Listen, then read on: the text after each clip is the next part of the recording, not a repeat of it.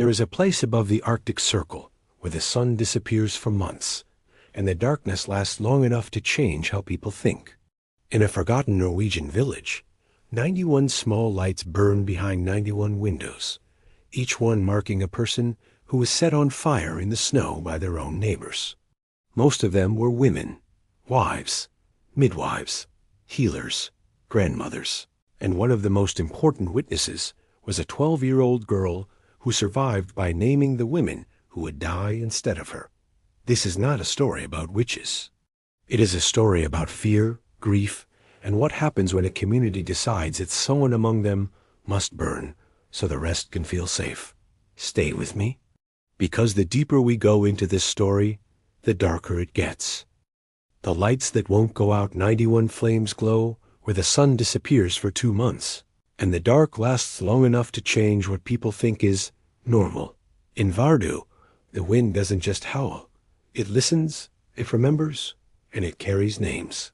And once a village decides a storm was summoned, someone must be punished, even if the punishment needs a child to begin it. There is a building at the edge of the world where 91 small lights burn behind 91 small windows, each one a stubborn, trembling flame pushing back the Arctic dark as if it has been ordered not to die. It stands in Vardø, a Norwegian fishing town so far north, the calendar stops behaving like it should, where winter takes the sun away completely and leaves only snow-glow starlight and the long thin sound of wind sliding over ice. Beneath each window is a name, and beneath each name is a crime that never truly existed, only fear, written into law. Most of the names belong to women, wives who salted fish with cracked hands, midwives who knew too much about the body, healers whose herbs looked like superstition, to men who preferred a clean answer, grandmothers whose memories were treated like contagion. When you stand before those windows, you feel the strangest pressure in your chest, because the lights aren't just memorials. They're accusations aimed backward in time, asking why a community needed to burn its own people to feel safe again. Vardø was never just a town. It was a test of endurance. The sea gave cod and wealth, but it also gave sudden death, and the darkness made every loss feel personal, as if the world itself had chosen you for punishment. Men went out in boats that looked too small for that water, and women held the village together on shore, managing homes, preserving fish on racks that creaked like old bones, raising children in seasons that blurred into each other. Then came Christmas Eve, 1617, the moment that cracked the village open like ice under a boot. 40 men in 10 boats pushed into the gray, a routine trip that should have ended with laughter and wet boots at the doorway. But the storm arrived like something thrown too fast, too precise, too hungry. Witnesses said the sky and sea became one, and in a single catastrophic breath, the boats were gone. Not one by one, not over hours, but suddenly, like a hand closing. That kind of loss doesn't settle in a community. It detonates. 40 empty places at tables. 40 voices removed from the mooring. A new silence that made every prayer feel unanswered. And in a world where people believed weather was a message, the question wasn't just how did this happen, but who did this to us? That is how the village's grief turned into a hunt, because a storm without meaning is unbearable, but a storm with a villain is a kind of comfort. The officials and power outsiders, appointed by the Danish-Norwegian crown, arrived with old European ideas packed neatly in their minds, that the north was closer to darkness, that remote places were more easily touched by the devil, that unusual traditions meant secret allegiance. In Vardø, there was no nearby authority to slow the panic, no appeals process to interrupt the machinery once it started. Geography wasn't background, it was fuel. When fear has nowhere to escape, it begins to circle, and when it circles long enough, it chooses a target. A woman who was too sharp, too quiet, too skilled, too different. A neighbor you once trusted. A healer whose remedies worked when prayers did not. The village learned a new logic that winter. Misfortune must have a maker, and the maker must be human, and the human must be disposable. The first interrogations took place inside Vardø's fortress, stone walls built to project authority across frozen coastline, now repurposed as a cage for suspicion. The accused stood before men who already knew the ending they wanted, because evidence was impossible, and that was precisely the point. How do you prove you did not summon a storm? How do you argue against an accusation that lives in imagination rather than facts? The process didn't look like justice. It looked like extraction. Confessions weren't discovered. They were manufactured, shaped, coached, forced, and repeated until they fit the script the court had brought with them. And when doubt remained, they used a test so cruel it could only exist in a world that had mistaken punishment for protection: the sea. Women were thrown into Arctic water so cold it could steal consciousness in minutes. And if they floated, they were guilty, and if they sank, they were innocent, meaning the proof of innocence was drowning. The village watched bodies dragged from the water, shivering, lips blue, eyes wide with the kind of terror that rewrites the mind, and then called it confirmation. One confession became two became five, and soon the court did not need to search for witches, because witches were being produced at the same speed the fear demanded. Names fell from mouths like blood from a cut. Neighbors testified against neighbors with the calmness of people describing the weather, because in Vardø, accusation became the safest form of survival. And somewhere in that rising system, between the fortress wall and the execution ground, where stakes were being prepared in the snow, there was a child listening, learning the rules before she understood the game. She would later stand in a courtroom and say 5 names to save herself, and 5 women would burn for it. But part 1 ends before that moment, in the winter air, when the first firewood is stacked, the first iron is warmed, and the village realizes the storm did not end at sea. It only moved onto land, and it is about to choose its first victim. Christmas Eve, the sea took them all. The storm did not ask permission, and it did not leave survivors to explain it. By morning, the sea had swallowed 40 men and returned nothing but silence. In Vardø, silence was unbearable, so the village filled it with blame. Christmas Eve of 1617 began like so many others in Vardø, with men pulling on stiff boots, checking ropes by instinct, and reading the sky the way their fathers had taught them. The cod were running, the sea looked harsh but workable, and the village needed the money. 10 boats slipped away from the shore, small against the vast water, carrying 40 men whose names would soon be spoken only in the past tense. Some promised they would be home before dark. Some laughed, some complained about the cold, some crossed themselves out of habit. Then the weather changed with a violence that felt deliberate.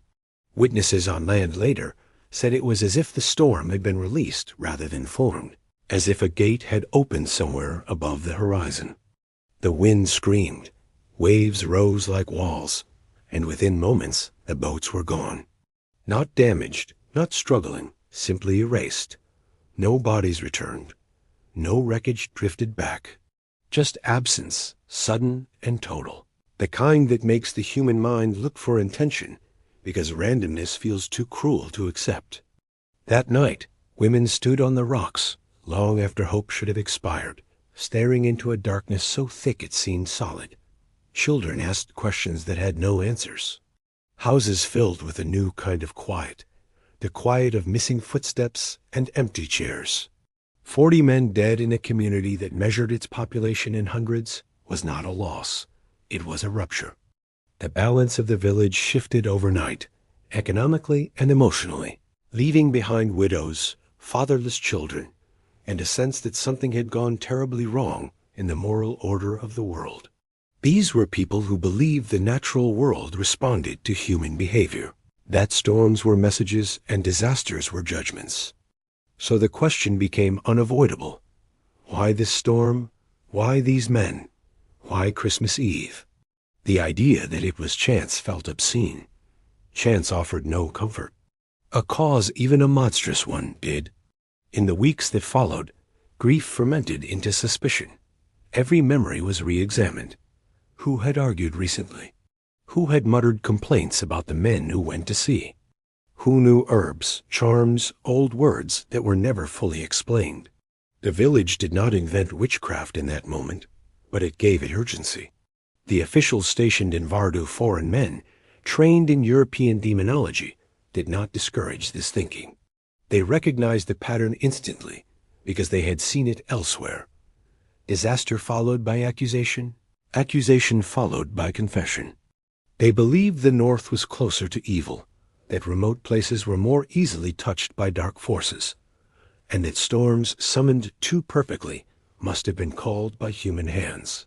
The sea had taken the men, but now the village needed the sea to have been commanded. Someone had to be responsible, and responsibility required a body. Power gathered quietly in the fortress overlooking the harbor, where stone walls promised order and delivered fear.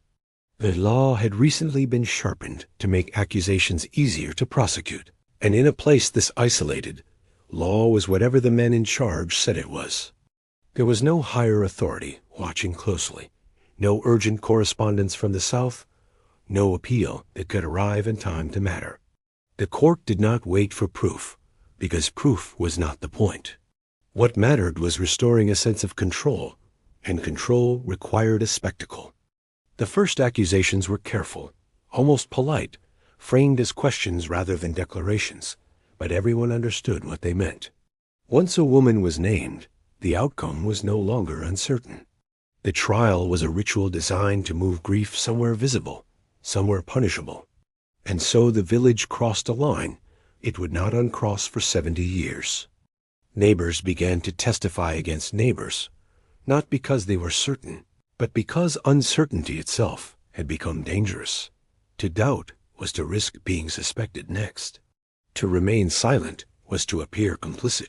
Accusation became a form of insurance, a way to stand on the right side of a fire that had not yet been lit or was already being prepared. The storm had taken the men, but it left behind something worse, a belief that suffering could be solved by elimination. As winter deepened and darkness settled in for months at a time, the fortress filled, the questions sharpened, and the village learned the most lethal lesson of all, that fear, once given a direction, will keep moving until it is stopped, and no one yet had decided to stand in its way. The fortress where truth froze, inside stone walls built to protect the kingdom, mercy did not survive the winter. Here, questions were traps, silence was guilt, and innocence had no language.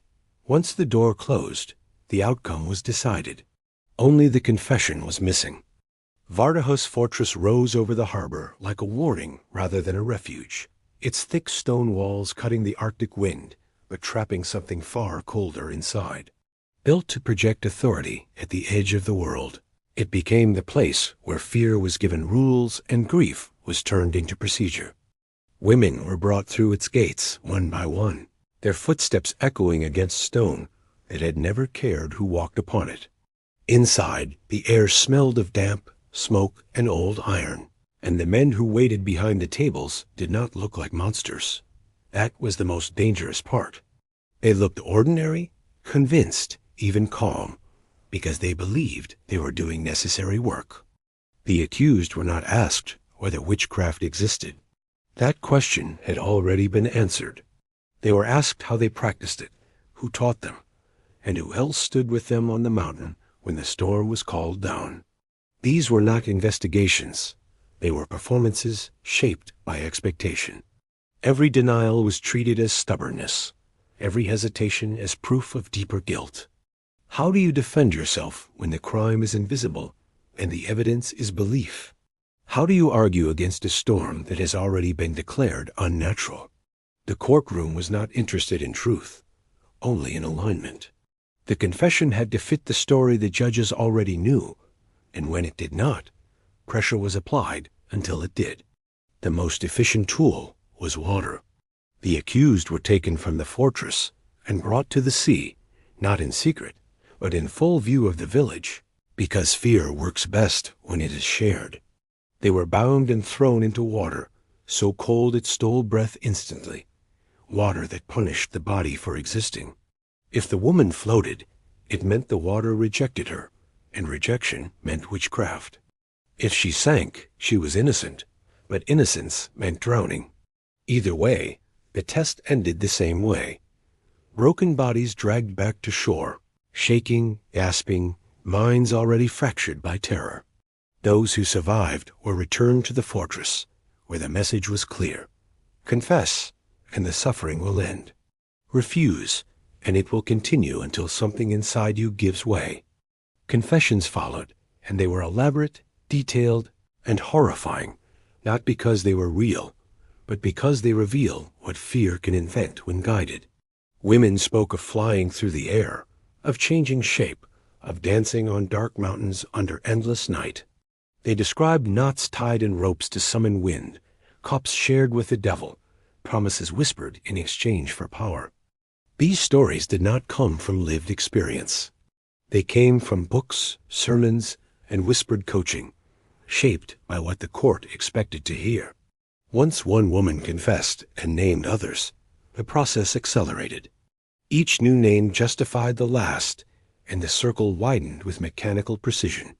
The system fed on itself, generating its own evidence, its own urgency, its own victims. What made this uniquely destructive was the size of the community. In Vardø, accusation was intimate. The woman who testified against you was not a stranger. She was the person who had borrowed salt from you, who had watched your children, who knew your habits and your fears. Old disagreements resurfaced as proof. A sharp tongue became malice. Knowledge became danger. Difference became guilt. The fortress did not create these tensions, but it weaponized them, turning private resentment into public condemnation.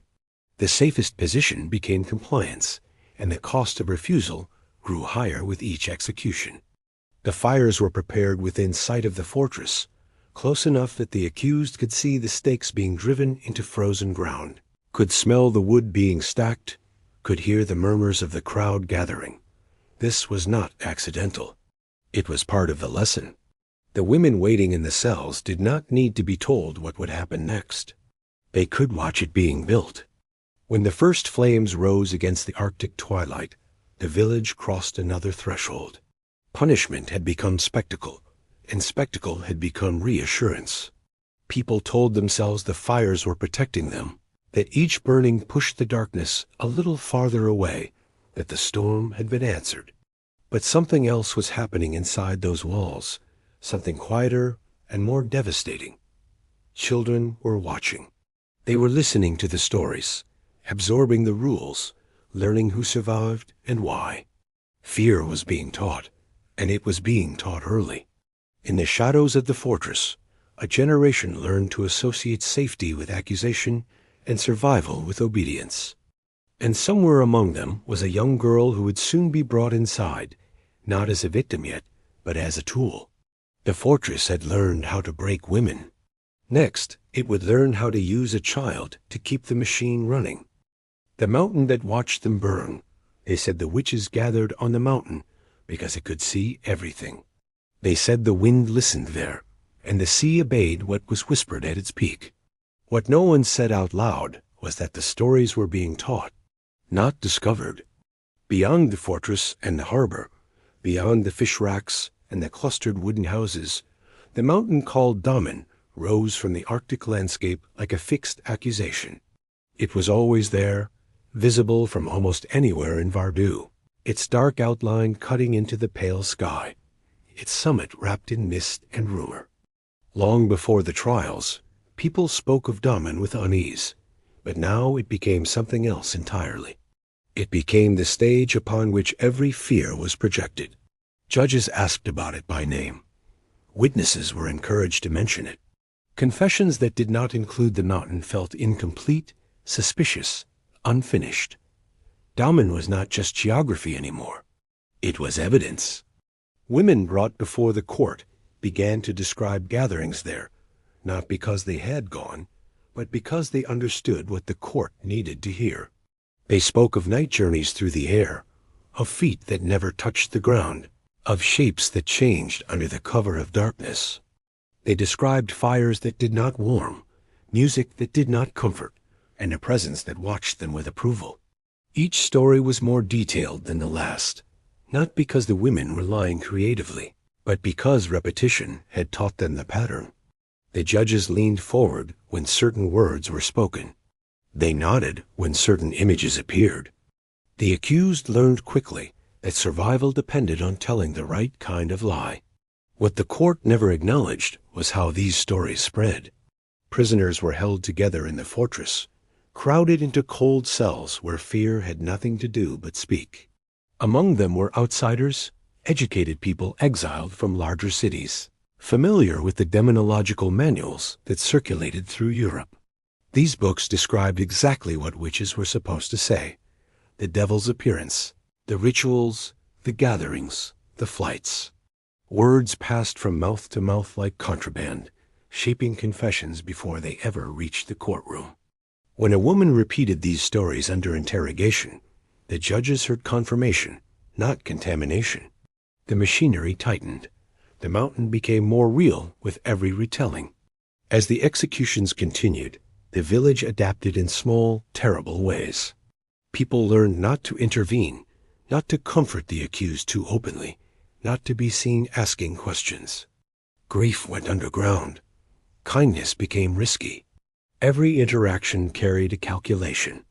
The fires burned in winter, in temperatures so low that the contrast between flame and snow felt unreal, almost theatrical. Women were tied to stakes while neighbors watched from a careful distance, close enough to see, far enough to feel safe.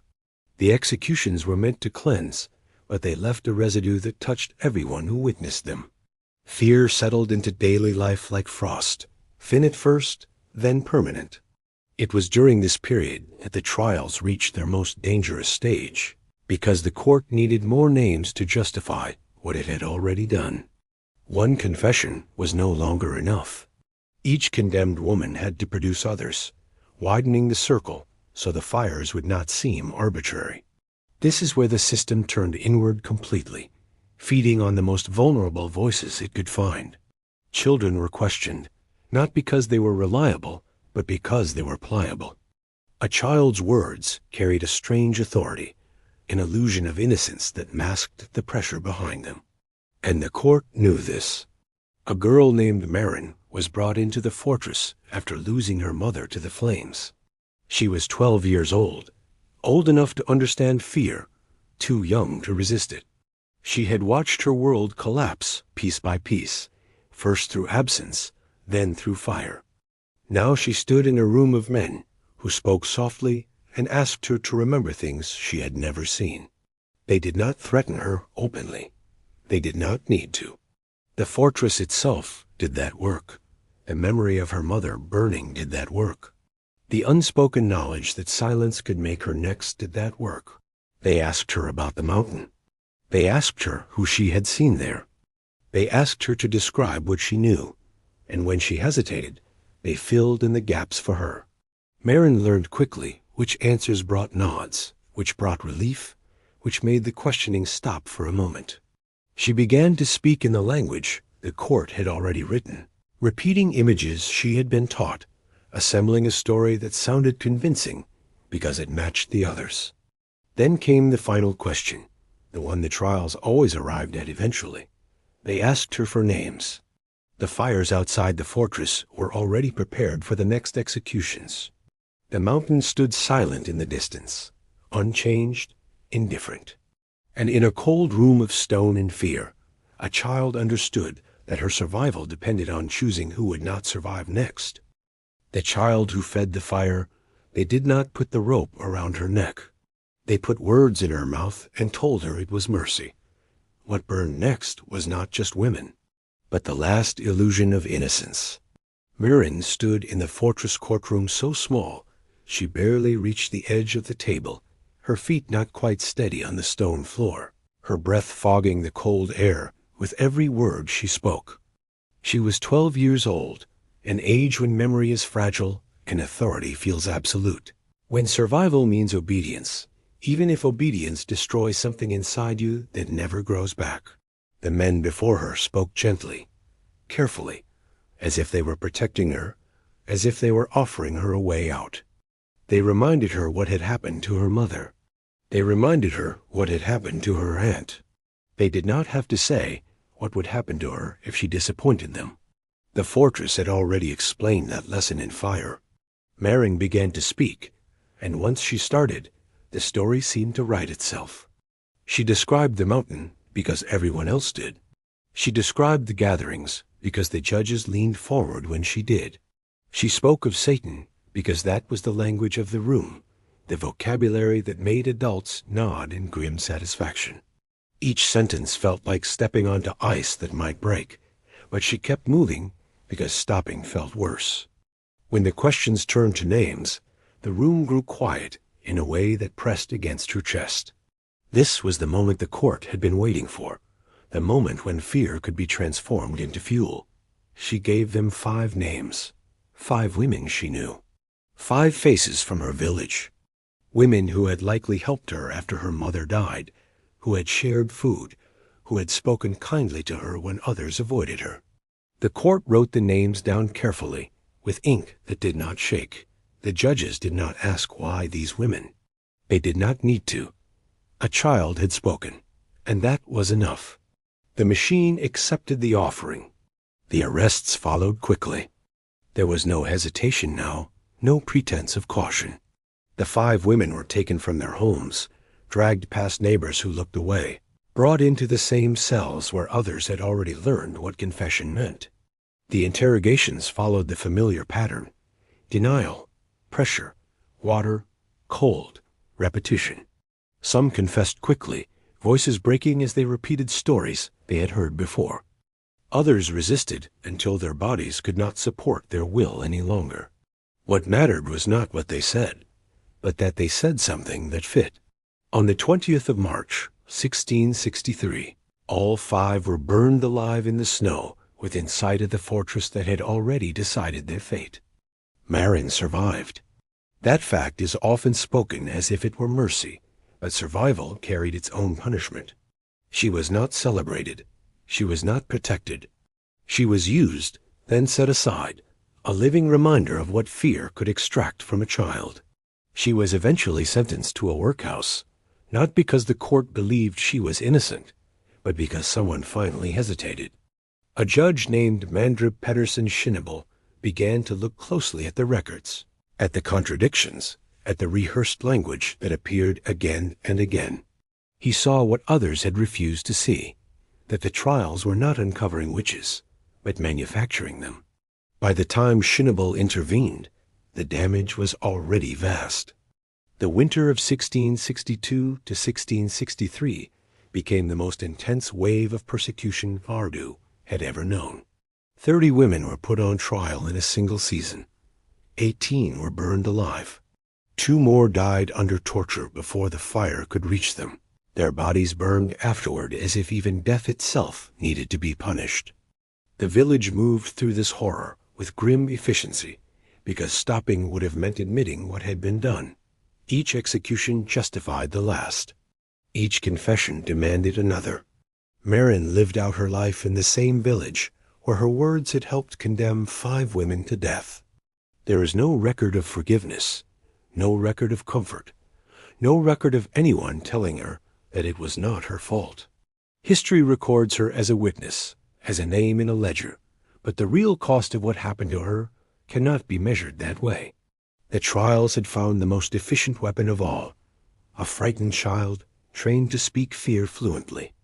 And even as one judge began to resist, the fires were still burning, because the machine did not stop easily once it learned how to feed itself. The silence that followed the fire, the flames went out, but nothing was healed. One man said no, and the machine finally slowed. What remained was a village that had learned how to forget. By the time the fires began to fade, Vardø no longer recognized itself. The trials had lasted decades, long enough to turn fear into habit and cruelty into routine. People no longer asked whether the accusations were true. They asked only whether the process was being followed correctly. The fortress still stood over the harbor, its walls unchanged, but the meaning inside them had shifted. Where once confessions had been demanded eagerly, they now piled up like evidence of a madness that could no longer sustain itself. The man who forced that reckoning was Judge Mandrup Pedersen Shinable, and what makes his role so disturbing is not how loudly he objected, but how long it took for anyone to listen. Shinable did what no one else had done for 70 years. He read the records closely. He compared confessions. He noticed the repeated phrases, the identical descriptions of the devil, the impossible journeys described by people who had never left their villages. He understood that torture did not reveal truth. It created it. He challenged the water test as meaningless.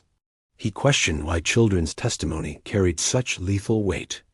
And most dangerously of all, he said these things out loud in a system that had learned to protect itself by punishing dissent. He refused to confirm death sentences. He sent cases back for review. He forced delays, knowing that delay itself was poison to a process that thrived on momentum. The response was not relief, but suspicion. Many in the region believed the trials were protecting them. To stop was to invite disaster, to leave witches alive who might summon the next storm. Shinable was accused of endangering the community, of siding with evil, of weakening God's justice. But he persisted, not because it was safe, but because it was necessary. Slowly, painfully, the pace of execution slowed. In 1687, a new law required that all witchcraft death sentences be reviewed by Parliament. Distance became a shield. Time became an obstacle the frenzy could not overcome. Norway's last known witch execution took place in 1695. 91 lives had been taken before the machine finally ran out of fuel. When it ended, there was no apology, no public reckoning, no moment where the village gathered and admitted what it had done. The trial simply stopped, and life continued in a quieter, damaged way. People married, fished, raised children, and avoided the subject entirely. Memory became dangerous. To remember meant to implicate your own family, your own ancestors, your own neighbors. It was easier to let the story sink beneath the snow. Over time, the names faded. The stakes rotted. The fires became rumor. Then came the Second World War, and Vardø was burned to the ground by retreating German forces. Every building, every home, every familiar landmark was destroyed. When the village was rebuilt, the physical past was gone, and with it the last anchors of memory. A newer horror overwrote the older one. For centuries, the 91 were forgotten. Not denied, not debated, simply erased. Then, in 2011, something changed. A memorial was built on the same ground where the executions had taken place. 91 small windows, 91 lights, each one bearing a name, each one telling a brief, devastating story drawn from court records. Accused, confessed, denied, convicted, burned. Walk through the corridor and the repetition becomes unbearable. By the 30th name, numbers stop meaning anything. By the 50th, you understand that what was destroyed was not just lives, but trust itself. There is a second room in the memorial, a small space filled with mirrors and eternal flames. Sit in the chair at its center, and the fire surrounds you infinitely. You are no longer an observer. You are the one burning. This is the final truth the memorial offers. That distance is an illusion, that the mechanism which destroyed Vardø is not ancient or extinct. It is grief looking for meaning, fear demanding a target, a community convincing itself that cruelty is protection. Maren lived. She grew old in the same village where her mother and aunt were burned, where 5 women died because she said their names when she was 12 and afraid. History records that she survived, but it does not tell us how. It does not tell us whether anyone ever told her it was not her fault. The silence does not answer that question. It only reminds us that the coldest part of this story was never the Arctic winter. It was the ease with which ordinary people learned to destroy one another, and then learned to forget.